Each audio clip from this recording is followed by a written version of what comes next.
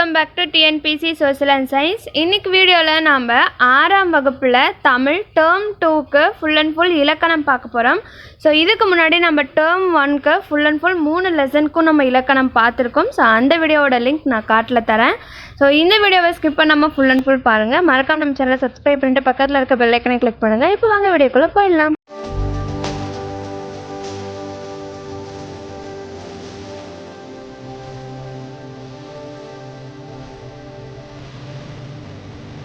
முதல் பாடத்தோட இலக்கணத்தில் பார்த்தீங்கன்னா இணை எழுத்துக்கள் கொடுத்துருப்பாங்க. இந்த இணை எழுத்துக்கள் அப்படின்னா என்னென்னா, ஒரு எழுத்து வந்து ஒலிக்கிற முயற்சி, அதாவது பிறக்கட இடம் அப்படின்னு சொல்லி இங்கே கொடுத்துருக்காங்க. அதாவது இப்போ வந்து கா அப்படின்னு ஒரு எழுத்து இருக்குது அப்படின்னா, இது வந்து நம்ம வல்லினத்தில் முதல் எழுத்து, அதாவது கசட தபர அப்படிங்கிறத முதல் எழுத்து. இது மெல்லினத்தில் முதல் எழுத்து எதுனா நா. இந்த நாக்கும் காக்கும் ஒரு சம்பந்தம் இருக்குது. என்ன அப்படின்னா, இந்த நாக்கு முன்னாடி மெய்யெழுத்து இந்த நா வந்துச்சு அப்படின்னா அதுக்கு அடுத்ததாக இந்த கா தான் வரும் அப்படின்னு சொல்கிறாங்க. ஸோ அந்த மாதிரி எக்ஸாம்பிள்ஸ் தான் நம்ம பார்க்க போகிறோம். ஸோ சில எழுத்துக்கள் வந்து அதோட ஒலிக்கும் முயற்சி, பிறக்கும் இடம், அதில் வந்து ஒற்றுமை இருக்காம். ஸோ அந்த ஒற்றுமையை வச்சு இது வந்து இணை எழுத்துக்கள். இது எதுக்கு மெயினாக யூஸ் பண்ணுவாங்க அப்படின்னா, நம்மளுக்கு வந்து ரா வந்து 3 வகையான ரா இருக்குது. அடுத்தது நாவும் பார்த்திங்கன்னா 3 வகையான நா இருக்குது. அடுத்தது லா வந்து 3 வகையான லா இருக்குது. இந்த மாதிரி ரா நா லாவெலாம் வந்து அந்த சவுண்டு ஒரே மாதிரி இருந்தாலும் அது வரக்கூடிய இடம், அது வந்து எந்த வார்த்தைகளில் என்ன மீனிங் தருதுங்கிறது ரொம்ப இம்பார்ட்டன்ட். ஸோ சில பேருக்கு இதில் எல்லாம் வந்து நம்மளுக்கு வந்து எழுத்து பிழையெல்லாம் வந்துடும். ஸோ அதெல்லாம் தவிர்க்கணும் அப்படின்னா இந்த இணை எழுத்துக்கள் கான்செப்டை புரிஞ்சுக்கிட்டாவே, நம்ம இன்றைக்கி பார்க்க போகிற இந்த 3 லெசனோட இலக்கண பகுதிகளை புரிஞ்சுக்கிட்டாவே நம்ம அந்த எழுத்து பிழைகளை வந்து தவிர்த்திடலாம். ஸோ அதில் தான் இந்த இணை எழுத்தும் ஒன்று. என்ன சொல்லியிருக்காங்க அப்படின்னா, 6 வல்லின மெய்யெழுத்தும் 6 மெல்லின எழுத்துக்களும் இணை எழுத்துக்கள். வல்லின மெய்யெழுத்து அப்படின்னு என்னென்னா இக்கு, இச்சு, இட்டு. கசடதபரில் மெய்யெழுத்து, அதாவது கசடதபர இக்கு, இச்சு, இட்டு, அதோட கண்டினியூஷன். அந்த 6 எழுத்துக்களும் 6 மெல்லின எழுத்துக்கள், அதாவது ஞனன நமன நா ஞா நா 3 சொல்லி நா, அடுத்தது நா. ஸோ அந்த மாதிரி ஞனன நமனால மெல்லின எழுத்துக்கள் 6ம் சேர்ந்து இணை எழுத்துக்கள் அப்படின்னு சொல்கிறாங்க. அதுக்கு இடையின எழுத்துக்கள் இருக்கு இல்லையா, எரள வளல. ஸோ அதுவும் ஒன்றுக்கோடு ஒன்று, அதுக்குள்ளேயே அது வந்து இணை எழுத்துக்களாக இருக்குமா. அதாவது இப்போ எரள வளல அப்படின்னு இருந்துச்சு அப்படின்னா, யார் அப்படின்னு கேட்டாங்கன்னா, யா வந்து ஒரு இடையினை எழுத்து, ராவும் வந்து ஒரு இடையினை எழுத்து. ஸோ இதுங்களுக்குள்ளேயே இதுங்க வந்து இணை எழுத்துக்களாக இருந்துக்கும் அப்படின்னு சொல்கிறாங்க. ஸோ நம்ம எக்ஸாம்பிள்ஸ் கீழே பார்க்கலாம். திங்கள் அப்படிங்கிற எழுத்துக்களில் பார்த்திங்கன்னா இங்கு அப்படிங்கிறது வந்து நம்மளுக்கு இந்த எழுத்தில் வந்துடும், மெல்லின எழுத்தில் வந்துடும். கா அப்படிங்கிறது வந்து நம்மளுக்கு வல்லின எழுத்தில் வந்துடும். இந்த இங்கும் காவும் வந்து மேக்சிமம் எல்லா இடத்துலையும் ஒரே மாதிரி தான் வரும். அதே மாதிரி இஞ்சும் சா. அடுத்தது இண்டு டா. பாருங்க, ஞா நா நா நா மா நா ஞனன நமன. ஸோ இந்த மெல்லின மெல்லின மெய் எழுத்துக்களோட இந்த கா சா டா தா பா, பாக்கு பதிலாக பூ வந்திருக்கு, ரா.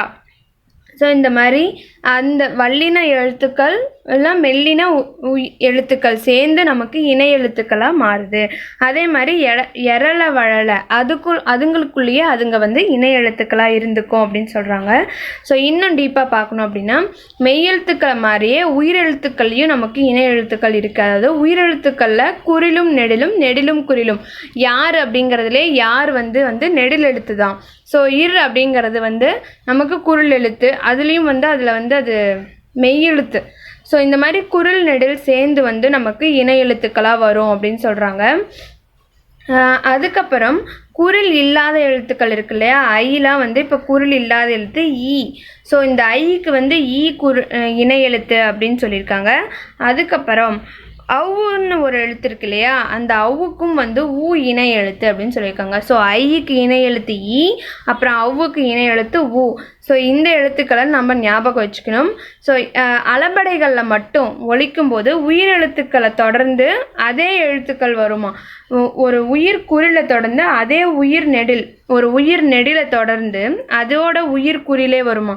இப்போ ஓ ஓதல் அப்படிங்கிறதுல ஓ நெடில் எழுத்துக்கு அப்புறம் ஓ சின்ன ஓ அதோட ஓவே வந்திருக்கு. அதே மாதிரி தூவும் அப்படின்னு இருக்கு இல்லையா, இதோட நெடில் எழுத்தில் வந்து இத்து ப்ளஸ் ஊ அப்படின்னு பிரியும், நெடில் ஊவா பிரியும். அதுக்கு பக்கத்தில் குறில் ஊவே வந்திருக்கு. அதுக்கப்புறம் அவ்வளோதான். இந்த மாதிரி அளபடைகளில் வந்து ஒரு நெடிலெழுத்து ஒலிக்குது அப்படின்னா அதோட இனத்திலேயே குரில் எழுத்தும் பக்கத்தில் வந்துடும் சொல்கிறாங்க. ஸோ இந்த மாதிரி இணை எழுத்துக்கள் கான்செப்ட் வந்து சொல்லிக்கிட்டே போகலாம். ஸோ இந்த ஒரு பாட்டு கொடுத்துருக்காங்க. இந்த ஒரு பாட்டில் வந்து எத்தனை இணை எழுத்துக்கள் இருக்குதுன்னு சொல்லி கேட்டிருக்காங்க. நாமளும் பார்க்கலாம் ஓரளவுக்கு. ஸோ இந்த இங்குகாவும் சேர்ந்து வந்திருக்கு. அதாவது வல்லினத்தில் நம்மளுக்கு எழுத்துக்களும் வல்லின எழுத்தும் மெல்லினத்தில் மெய் எழுத்தும் சேர்ந்து இணை எழுத்தாக வந்திருக்கு. அடுத்தது இப்பு ப்ளஸ் பா. ஸோ வந்து இந்த இப்பு கசரதபர அதுங்களுக்குள்ளேயே அது வந்து இணை எழுத்தாக இருக்குது. அதுக்கப்புறம் இந்து தாவும் சேர்ந்து வந்திருக்கு. ஸோ இந்த மாதிரி நமக்கு நெடில் கூட மெய்யெழுத்தும் இல்லை குரில் கூட மெய்யெழுத்தும் வல்லினம் மெல்லினம் சேர்ந்தே வரும், இடையினம் மட்டும் அதுங்களுக்குள்ளேயே வரும். ஸோ இதுதான் கான்செப்டே, டோட்டல் கான்செப்டே. ஸோ இதோட புக் பேக் பார்த்தலாம். இப்போ மெல்லினத்திற்கான இடம்பெறாத இணை எழுத்து இடம்பெறாத சொல் எது அப்படின்னா, இப்போ இஞ்சு சாவும் நம்மளுக்கு மெல்லினத்தில் வந்திருக்கு, இந்து தாவும் இந்து வந்து மெல்லினம். கல்வியில் பார்த்தீங்கன்னா எரள வளலை. ஸோ இதில் பார்த்தீங்கன்னா இதுதான் அதுங்களுக்குள்ளேயே, அதாவது இடையினம் வந்து அதுங்களுக்குள்ளேயே வந்து இணை எழுத்தாக வந்திருக்கு. இம்மு பியும் வந்திருக்கு. ஸோ இம்முங்கிறது வந்து நமக்கு கசடதபர என நம்மனக்குள்ள மா வந்துடும். ஸோ இந்த மூணில் இந்த கல்வி மட்டும்தான் இடையின இணை எழுத்தாக வந்திருக்கு. ஸோ அது மட்டும்தான் இடம்பெறாத சொல். தவறான சொல்லை வட்டமிடுக வந்து பார்த்தாவே தெரியுது நமக்கு வென்றான், அது வந்து தவறுன்னு. ஸோ அடுத்த லெசனுக்கான இலக்கணம் நம்ம பார்த்துடலாம். ஸோ அடுத்த லெசனுக்கான இலக்கணத்தில் வந்து மயங்கொலிகள் அப்படின்னு சொல்லி கொடுத்துருக்காங்க. மயங்கொலிகள் அப்படின்னா என்னென்னா, இங்கிலீஷில் ஹோமோஃபோன்ஸ்னு ஒன்று இருக்கும். அதாவது ஒரே மாதிரியே ரெண்டு வார்த்தை இருக்கும், ஆனால் மீனிங் வந்து வேறு. அது வந்து வார்த்தைகளே ஒரே மாதிரி இருக்கும். இது வந்து ஒரு சொல்லே வந்து ரெண்டு விதமான ஒலிகளில் ஒலிக்கும். ஆனால் கிட்டத்தட்ட ரெண்டும் சேம் மாதிரியே தெரியும், ஒரே மாதிரியே தெரியும். ஆனால் அது ஒரே மாதிரியான ஒலிகள் கிடையாது. அதோட உச்சரிப்பில் நம்ம டிஃப்ரெண்ட் காட்டுறோம், ஆனால் அது நமக்கு கூர்ந்து கவனிச்சா தான் தெரியும். ஸோ ஃபார் எக்ஸாம்பிளாக என்ன சொல்கிறாங்கன்னா, 8 மயங்கொலி எழுத்துக்கள் வந்து தமிழில் இருக்குது. என்னென்னா நா 3 விதமான நாம் படிச்சிருக்கோம். அடுத்தது லாவும் 3 விதமான ராலையும் பார்த்தீங்கன்னா நமக்கு 2 விதமான ரா இருக்குது. ஸோ மயங்கொலிகள் வந்து 8 எழுத்துக்கள். இந்த 8 எழுத்துக்களும் நமக்கு மயங்கொலி எழுத்துக்களாக வரும். அதோட உச்சரிப்பில் மட்டும்தான் டிஃப்ரெண்ட் இருக்குமே ஒழிய நமக்கு சொல்லோட பொருளும் மாறும். அதனால் நம்ம கூர்ந்து கவனிக்கணும். ஸோ ஸ்பெல்லிங் மிஸ்டேக்கும் நமக்கு இதில் நிறைய வரும். ஸோ இணை எழுத்துக்களும் மயங்கொலிகளையும் நாங்கள் கம்பேர் பண்ணி படிக்கும்போது தான் உங்களுக்கு வந்து அந்த எழுத்து பிழை வராது. ஸோ சொன்ன மாதிரி இந்த வீடியோவில் இந்த 3 இலக்கணமுமே நம்ம எழுத்து பிழையை தவிர்த்துரும் மெயினாக. அடுத்தது நான் 3 சொல்லினா 2 சொல்லினா அப்புறமே நத்தைக்கு வரனா, இந்த 3 நாவோட உச்சரிப்புகள் ஃபஸ்ட்டு நம்ம பார்க்க போகிறோம். ஃபஸ்ட்டு 3 சொல்லி நாவோட எப்படி உச்சரிக்கணும் அப்படின்னா, நுனி நம்ம நாக்கோட நுனி இருக்கு இல்லையா. ஸோ நாக்கால் மூக்கு தொடுவாங்களே, நுனியில் தானே மூக்க தொடுவோம். ஸோ அந்த நாக்கின் நுனியை வந்து மேல் வாய் அன்னத்தின் நடுப்பகுதி, ஸோ இந்த மாதிரி இந்த வாயோட சென்டர் பகுதியை அது டச் பண்ணுது அப்படின்னா அது வந்து 3 சொல்லினா. அது அப்படி தான் வந்து அந்த நகரம் 3 சொல்லி நகரம் வந்து நமக்கு பிறக்குது. அதே மாதிரி 2 சொல்லினா வந்து எப்படி நமக்கு உச்சரிக்கணும் அப்படின்னா, நாவோட நுனி இருக்குது, அந்த நுனியை வந்து மேலன்னத்தின் முன்பகுதியை தொடணும். அதாவது நடுப்பகுதிக்கும் பல்லுக்கும், அந்த பல்லு ஸ்டார்ட் ஆகிறதுக்கும் அந்த ஃப்ரண்ட்டில் நம்ம தொடணும், முன்பகுதியில் தொடணும். நடுப்பகுதிக்கு கொஞ்சம் முன்னாடி தொடணும், அதுதான் முன்பகுதி. அதில் தான் நமக்கு 2 சொல்லி நகரம் பிறக்குது.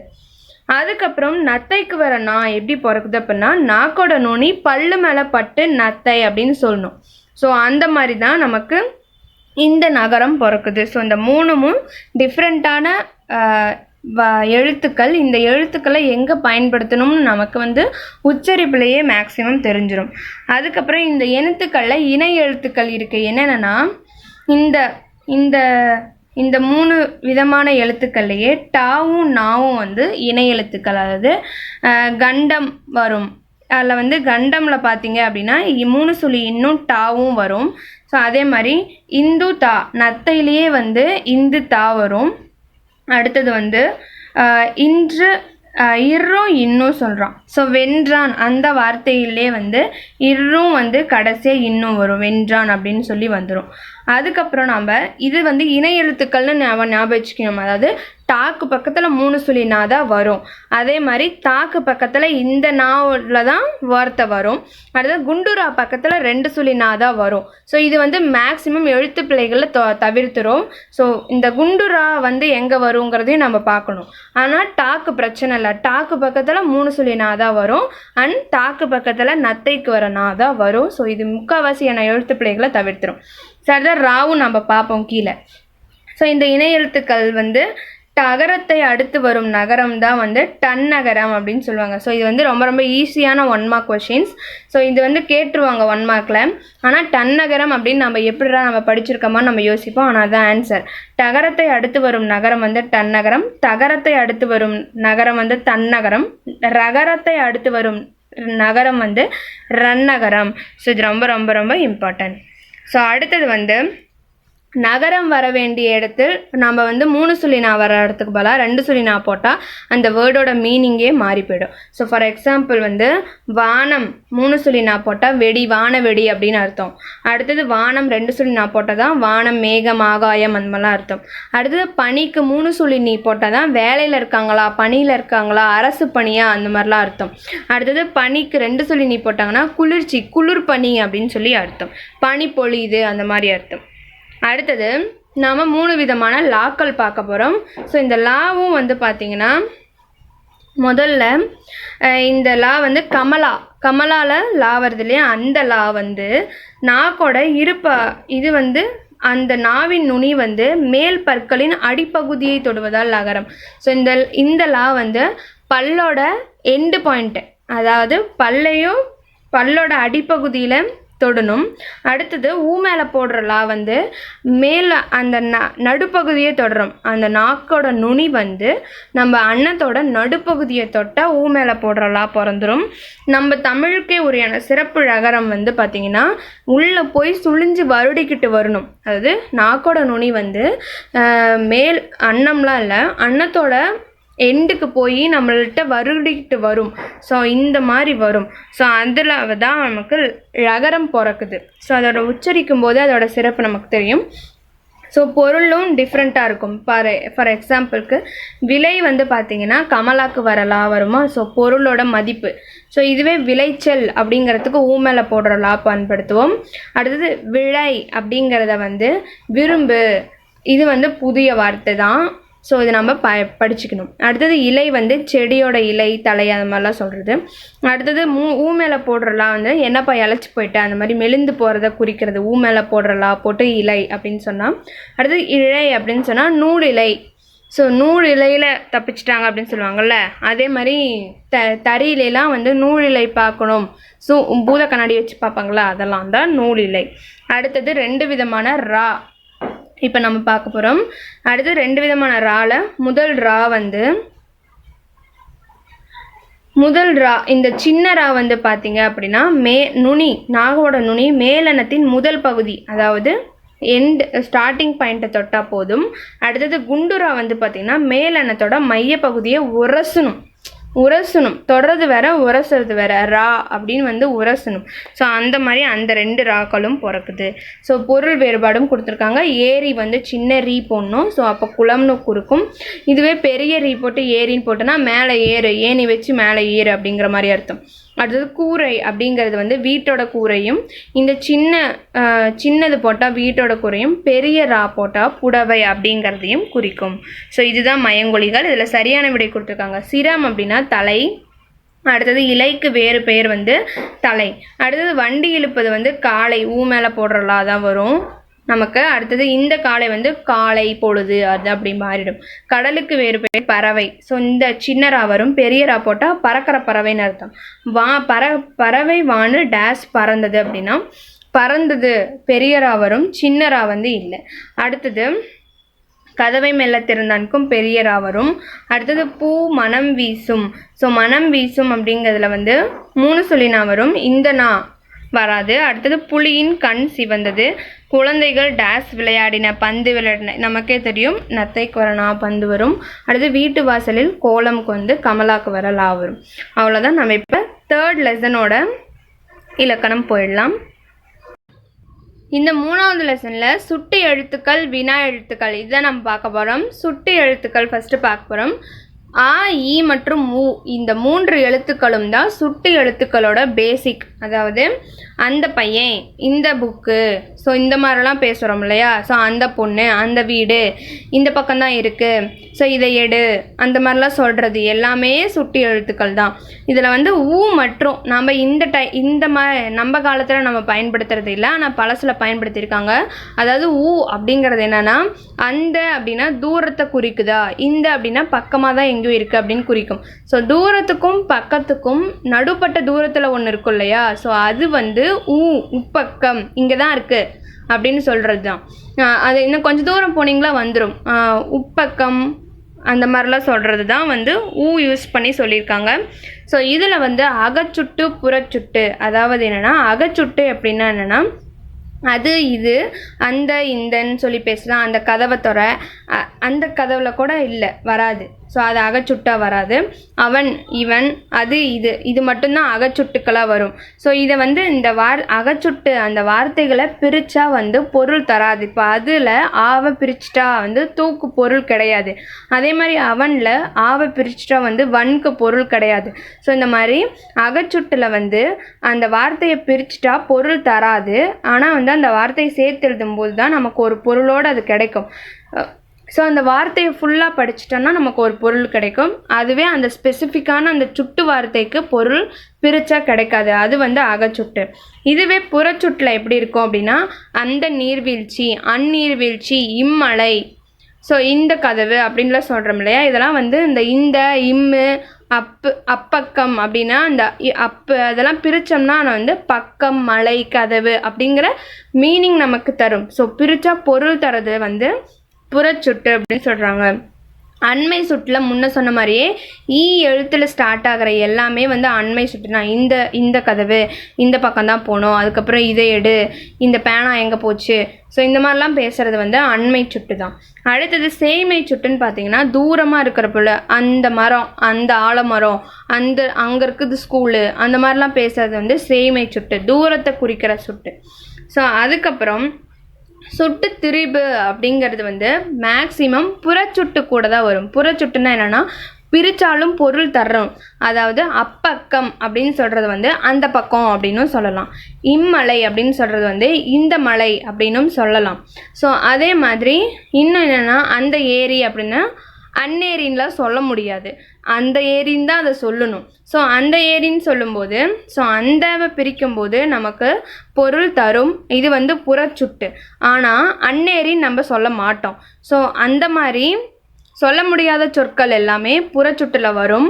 ஆனால் இவ்வீடுன்னு பிரிக்கலாம். ஸோ இந்த வீடுன்னு சொல்லலாம், இவ்வீடுன்னு சொல்லலாம், இம்மலைனும் சொல்லலாம், இந்த மலைனும் சொல்லலாம். ஸோ அந்த மாதிரி 2 டைப் ஆஃபும் சொல்லலாம். அப்படிங்கிற வர எழுத்துக்கள் எல்லாமே சுட்டு திரிபில் வரும். அதாவது ஆ, ஈ வந்து மாற்றம் பெற்றாலும் அதை பிரித்தாலும் நமக்கு பொருள் தர்றது எல்லாமே சுட்டு திரிபு. ஆ, ஈக்கு பதிலாக அந்த இந்தவும் யூஸ் பண்ண முடியும் அந்த இடத்துல அப்படின்னு வருதுன்னா அது வந்து சுட்டு திரிபு. மேக்சிமம் சுட்டு திரிபாக தான் வரும். புறச்சுட்டுங்கிறது இந்த ஏரிக்கு வேணால் பொருந்தும். அந்த ஏரின்னு சொல்லலாம், ஆனால் அந்நேரி அப்படின்னு சொல்ல முடியாது. அவ்வளோதான். ஸோ இதோட வினா எழுத்துக்களும் பார்க்கப்படும். வினா எழுத்துக்கள் வந்து மொத்தமாக 5 எழுத்துக்கள் இருக்குது. அதாவது என்னென்னா ஏ, யா, நெடில் ஆ, அப்புறம் நெடில் ஓ, அப்புறம் நெடில் ஏ.